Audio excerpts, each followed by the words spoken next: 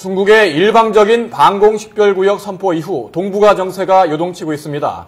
중일 갈등을 넘어 미중 갈등으로 확대되고 있고 한중 갈등의 전조 양상까지 보이고 있습니다. 네, 패권 다툼이 벌어지고 있는 동북아에서 우리가 어떻게 대응을 해야 될지 분석을 좀 해보겠습니다. 홍성표 아주대 교수 그리고 한국국방안보포럼 양욱연구위원 자리했습니다. 안녕하세요. 네, 안녕하십니까.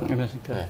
지난주였죠. 중국이 일방적으로 방공식별구역을 선포했는데 이 문제가 한중, 한일, 네. 거기에 미국까지 가세하면서 복잡하게 지금 전개되고 있습니다. 네. 뭐 총평을 먼저 해주실까요? 예. 네네. 중국은 중국답게 나왔다고 얘기할 수 있겠습니다. 예. 왜냐하면 방공식별구역은 국가가 임의로 설정해서 선포하고 네. 관리하는 거거든요. 예. 국제법적인 효력이 있는 것도 아니고. 그러니까 일단 예. 자기네 그 영역을 넓게 잡고 일방적으로 선포하고 나와서 상당히 마찰 소지를 갖게 됐습니다. 예. 한마디로 실익 없는 기싸움입니다. 예. 지금 이것을 한다고 해서 이게 뭐 영공이 정해지는 것도 아니고 결국은 그 어떤 국가의 자존심이라는 부분 때문에 이게 발언의 강도가 세지고 있는 것인데 그럼 발언의 강도가 세진다고 해서 행동의 강도도 세진다. 이것은 좀 별개로 봐야 될 것 같습니다. 그래서 조금 저희가 이렇게 우려하고 바라보는 것은 계속 바라봐야겠지만은 지금보다는 약간 좀 안심하고 바라보셔도 되지 않을까라고 생각을 합니다. 네, 한중일 그리고 미국까지 가세한 이제 기싸움이다라고 이제 표현을 해주셨는데요. 오늘 이제 오전에 한국과 중국 국방 관계자들이 이제 만나서 어떤 얘기를 할지 이제 귀추가 주목됐었는데 문제가 좀 꼬여가고 있는 것 같습니다. 이 얘기 먼저 취재기자 연결해서 들어보도록 하겠습니다. 김지선 기자. 국방부에 나와 있습니다. 네, 중국이 우리 요구에 대해서 거부 의사를 밝혔다고요? 네, 한중 군 당국이 오늘 오전 최근 논란이 되고 있는 방공식별구역 문제를 논의했습니다. 이 자리에서 중국은 이 한중 간 방공식별구역이 겹치는 부분을 시정해달라는 우리 측 요구를 거부했습니다. 국방부 김민석 대변인은 우리 측의 시정 요구에 대한 중국의 입장을 묻는 질문에 중국 측은 일단 한국의 요구를 수용하지 않겠다고 답변했다고 밝혔습니다.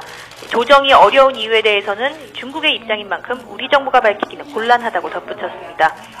오늘 대화는 우리 측에서는 백승주 국방부 차관이, 중국 측에서는 왕관중 중국 인민군 부총참모장이 나왔습니다. 백 차관은 이 자리에서 한중 신뢰관계를 고려할 때 중국의 방공식별구역 일부가 우리와 중첩되고 이어도까지 포함됐지만 사전 협의가 없었다는 점이 유감스럽다고 밝혔습니다. 또 우리 측은 중국의 발표를 인정할 수 없고 이어도와 주변 수역에 대한 우리의 관할권은 영향을 받지 않을 것이라고 강조했습니다.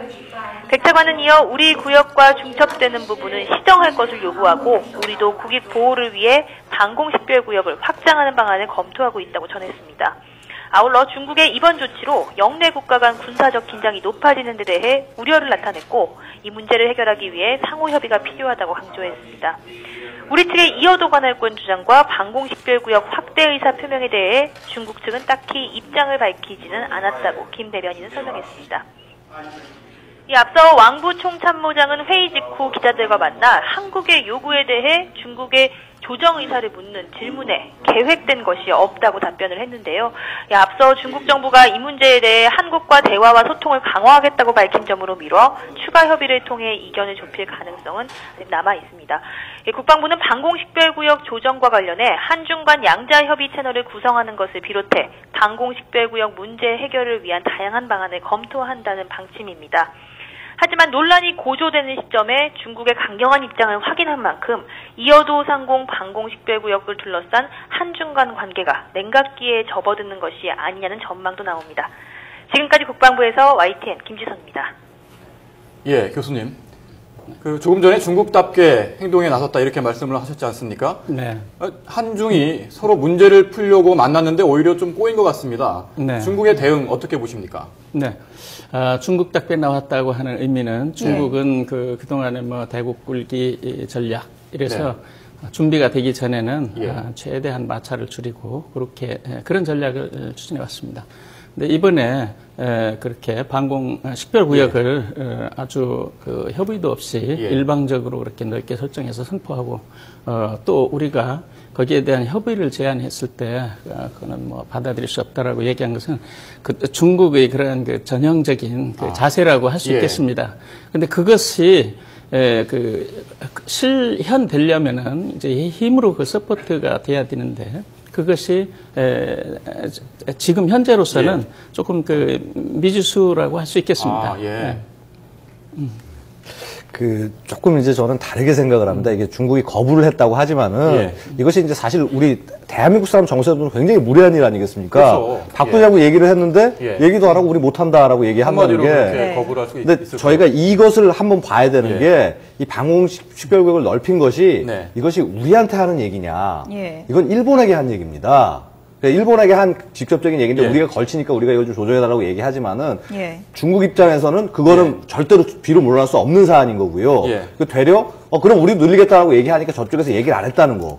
여기에 되려 키포인트가 있다는 겁니다. 즉 한국도 넓히려면 넓혀라. 기존의 1번이 2010년에 넓혀놓은 이거를 우리는 인정 못해서 이걸 만든 거니까 한국도 늘리려면 늘려라. 라는 되려 그런 식으로 저희가 받아들일 수도 있지 않겠느냐. 그래서 다각적인 면을 좀 보면서 접근을 해야 되지 않을까 이렇게 생각을 합니다. 그러니까 중국의 주된 의도는 일본이라는 말씀이신가요? 저희가 아니라 사실 이 모든 이 싸움의 시작은 솔직히 이제 센카쿠열도 다오이다오 이 문제고 여기서 시작이 된 거고 어떻게 보면 이어도도 이제 그러면서 들어가긴 한 것인데 이것을 어떻게 보면 대한민국에 대한 도발이라고 만약에 그런 과정이었다면 대화도 하지 않았을 겁니다. 대화에 나와서 우리는 못한다. 그럼 우리 늘리겠다. 거기 대답을 안 했다라고 하는 거는 그러면은 뭐 당신들도 늘리려면 늘려라. 라는 어떤 이런 의사로 해석할 여지가 있지 않겠습니까? 그런 의도가 있다. 이렇게 분석하셨는데 만약에 말이죠. 중국이 방공식별구역을 더 확대를 한다면 이게 지금 뭐 이어도 작은 지역 가지고도 문제가 되는데 뭐 서해 쪽으로 더 확대를 한다든지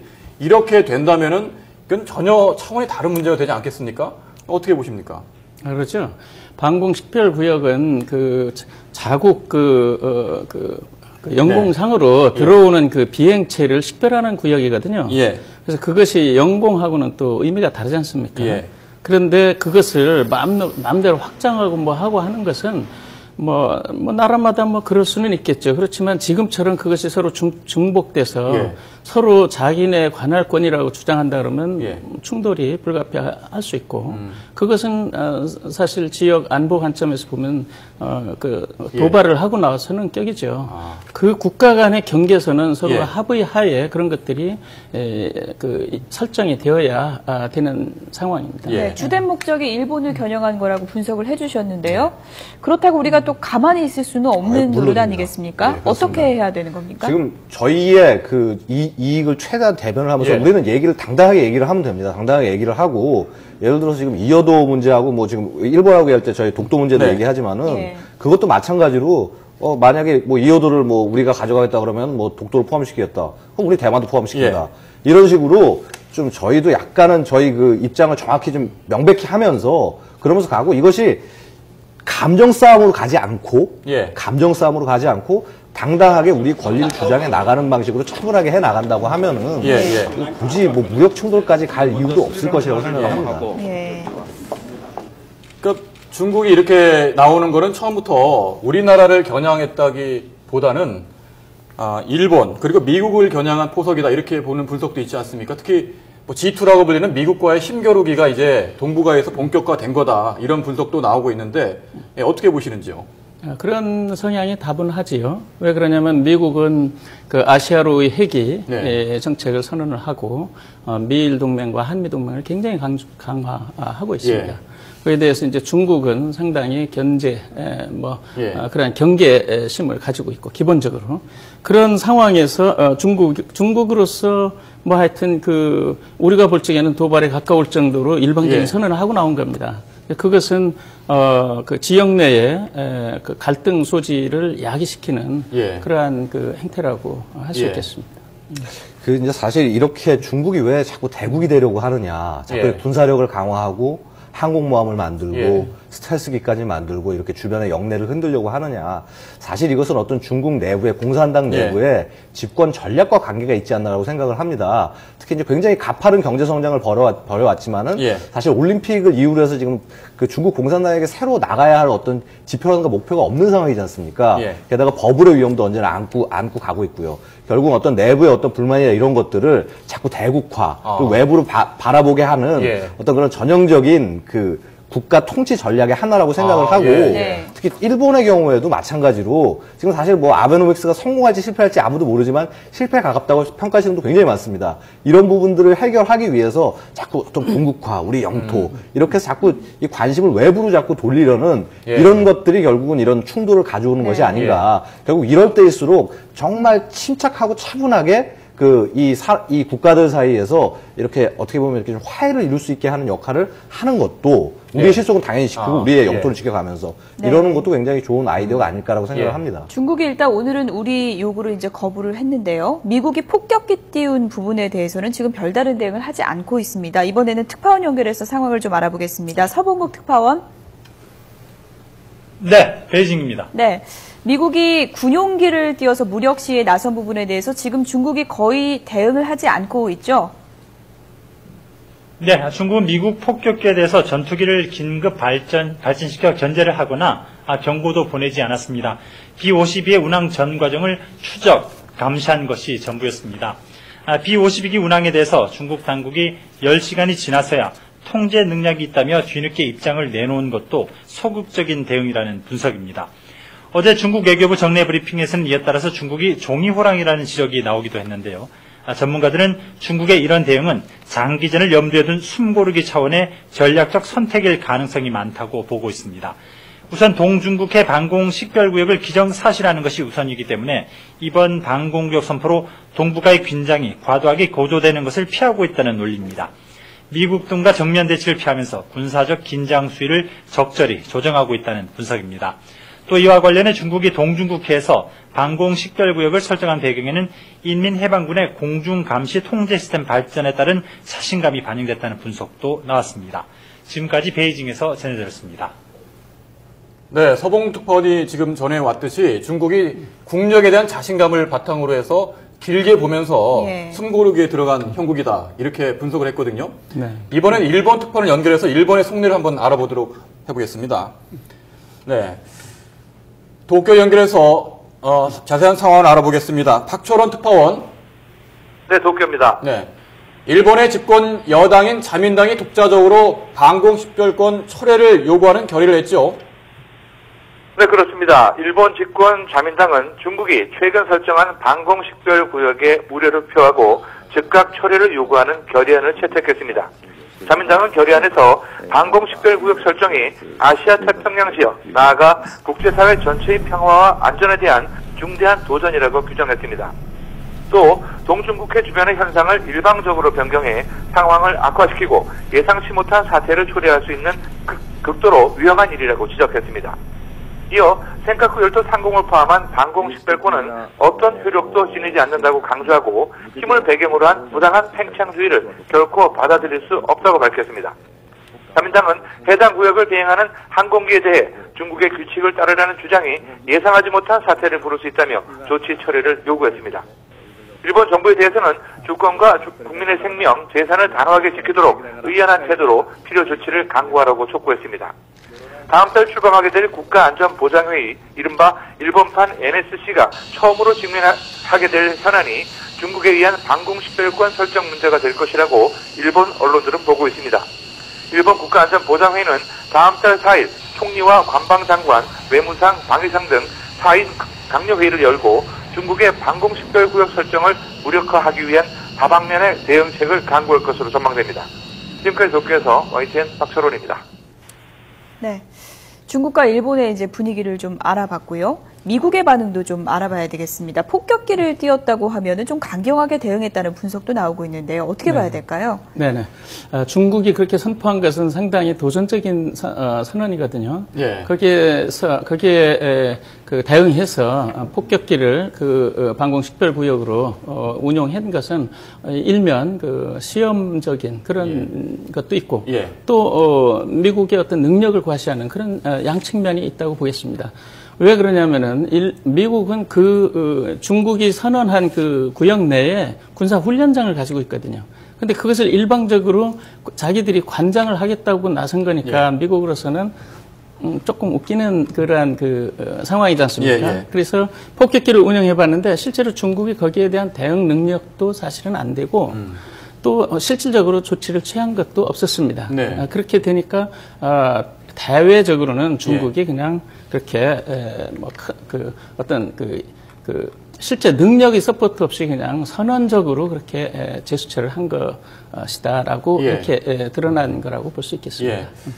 그 저희들이 지금 토론을 하고 있는데 지금 제 뒤에 보면 이렇게 파도가 치고 있는 그림이 나와서 좀 의아하게 생각하시는 분들이 있을 것 같아서 설명을 좀 드리자면은 이게 오늘 오후에 이어도를 촬영한 화면입니다. 이어도에는 아시다시피 CCTV가 설치되어 있거든요.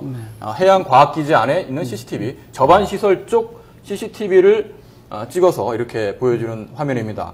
이어도 동북아의 현재 정세를 상징하는 듯한 그런 장소로 부각이 되고 있는데 지금 이제 미국과 중국 사이의 속내를 좀 들어봤는데 이 폭격기까지 개입하는 이렇게 훈련을 하는 상황이 된다면은 중국의 국력이 갈수록 커지고 이런 상황에서 혹시나 무력 충돌 가능성이 있지 않을까 이런 우려도 있지 않습니까? 어떻게 보십니까? 모든 가능성이 열어놔야 됩니다. 사실은 이제 뭐 어제도 잠깐 말씀드렸었지만은 2001년에 한번 이렇게 뭐 우연하긴 하지만 충돌 사고도 있었고요.